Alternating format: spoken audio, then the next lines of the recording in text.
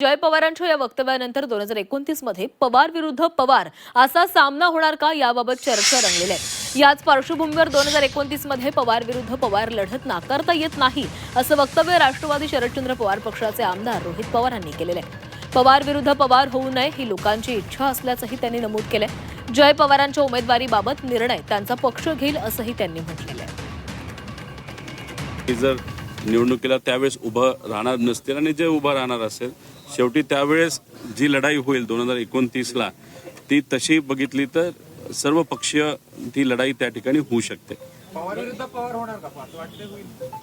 हे बघा, आता अजितदादांच्या वेळेस सुद्धा पवार विरुद्ध पवार झालेलंच आहे, लोकसभेला सुद्धा पवार विरुद्ध पवार झालेलंच आहे। त्यामुळे उद्या जाऊन पवार विरुद्ध पवार होण्याची शक्यता ही आपल्याला नाकारता येणार नाही। लोकांची इच्छा आहे, लोकांचं मत आहे, जी शेवट दादांची इच्छा होते की पवार परिवार एकत्रित आला पाहिजे। परिवार म्हणून एकत्रित आला पाहिजे हे किती खरं असलं तर राजकीय दृष्टिकोनातून निर्णय घेत असताना कधी कधी चांगल्या गोष्टी होण्यासाठी काही कडक निर्णय घ्यावे लागतात। रोहित पवारांची इच्छा आहे की बारामतीमध्ये पवार विरुद्ध पवार सामना व्हावा, कारण रोहित पवार स्वतःला महाराष्ट्राचे स्वयंघोषित नेते समजतात।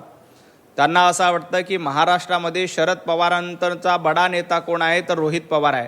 त्यामुळे प्रत्येक मुद्द्यावर स्टेटमेंट देणं आणि बारामती आपल्या ताब्यात ठेवायची हा प्रयत्न रोहित पवारांचा अजितदादा असल्यापासून आहे। अजितदादा असताना देखील बारामती आपल्या ताब्यात राहिली पाहिजे यासाठी रोहित पवार प्रयत्नशील होते, परंतु रोहित पवारांची डाळ तेव्हा देखील शिजली नाही।